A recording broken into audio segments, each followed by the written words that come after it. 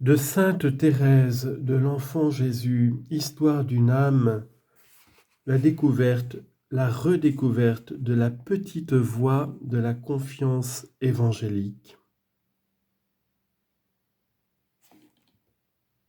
Vous le savez, j'ai toujours désiré d'être une sainte, mais hélas, j'ai toujours constaté, lorsque je me suis comparé aux saints, qu'il y a entre eux et moi la même différence qui existe entre une montagne dont le sommet se perd dans les cieux et le grain de sable obscur foulé sous les pieds des passants.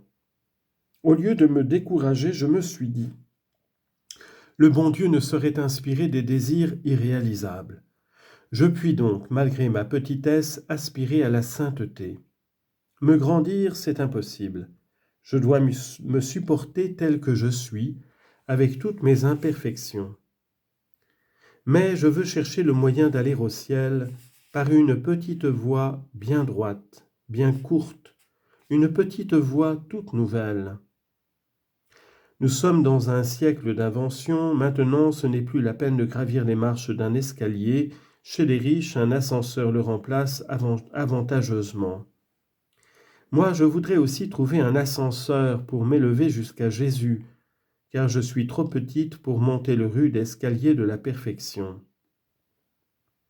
Alors j'ai recherché dans les livres saints l'indication de l'ascenseur, objet de mon désir, et j'ai lu ces mots sortis de la bouche de la sagesse éternelle.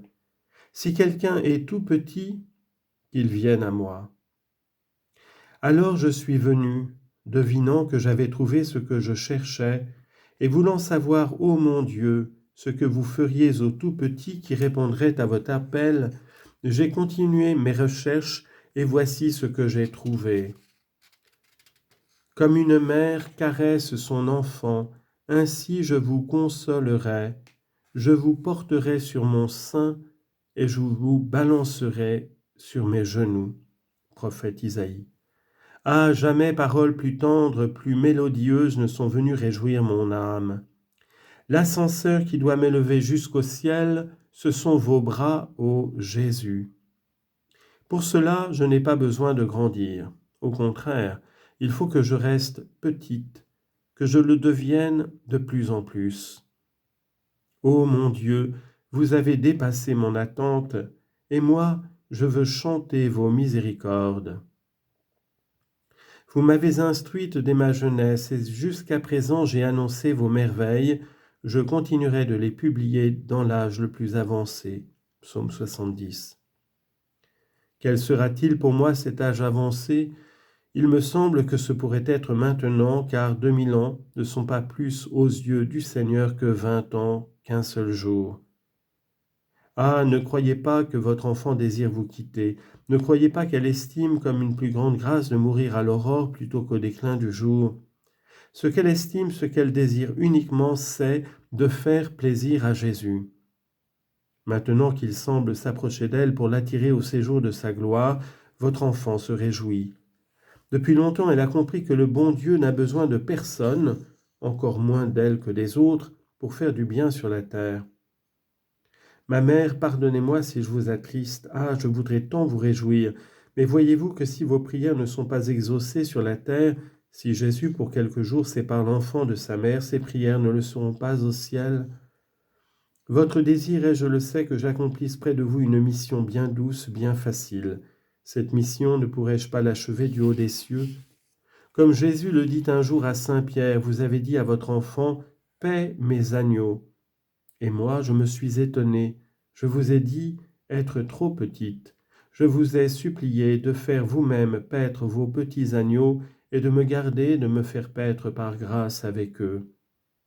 Et vous, ma mère bien-aimée, en répondant un peu à mon juste désir, vous avez gardé les petits agneaux avec les brebis, mais en me commandant d'aller souvent les faire paître à l'ombre, de leur indiquer les herbes les meilleures et les plus fortifiantes, de bien leur montrer les fleurs brillantes auxquelles ils ne doivent jamais toucher, si ce n'est pour les écraser sous leurs pas. Vous n'avez pas craint, ma mère chérie, que j'égare vos petits agneaux. Mon inexpérience, ma jeunesse ne vous ont point effrayé, peut-être vous êtes-vous souvenu que souvent le Seigneur se plaît à accorder la sagesse aux petits, et qu'un jour, transporté de joie, il a béni son père d'avoir caché ses secrets aux prudents et de les avoir révélés aux tout petits. Ma mère, vous le savez, elles sont bien rares les âmes qui ne mesurent pas la puissance divine à leur courte pensée. On veut bien que partout sur la terre il y ait des exceptions. Seul le bon Dieu n'a pas le droit d'en faire. Depuis bien longtemps, je le sais, cette manière de mesurer l'expérience aux années se pratique parmi les humains, car en son adolescence, le saint roi David chantait au Seigneur « Je suis jeune et méprisé ».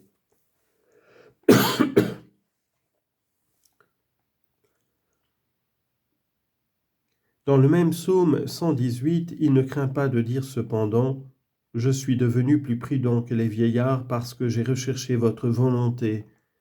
Votre parole est la lampe qui éclaire mes pas. Je suis prêt d'accomplir vos ordonnances et je ne suis troublé de rien.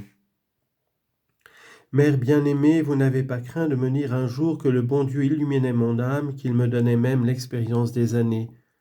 Ô ma mère, je suis trop petite pour avoir de la vanité maintenant, je suis trop petite encore pour tourner de belles phrases afin de vous faire croire que j'ai beaucoup d'humilité. J'aime mieux convenir tout simplement que le Tout-Puissant a fait de grandes choses en l'âme de l'enfant de sa divine mère. Et la plus grande, c'est de lui avoir montré sa petitesse, son impuissance.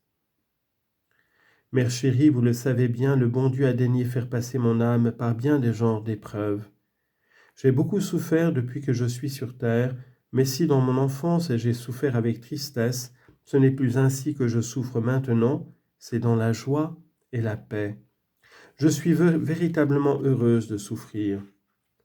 Ô ma mère, il faut que vous connaissiez tous les secrets de mon âme pour ne pas sourire en lisant ces lignes, car y a-t-il une âme moins éprouvée que la mienne si l'on en juge aux apparences?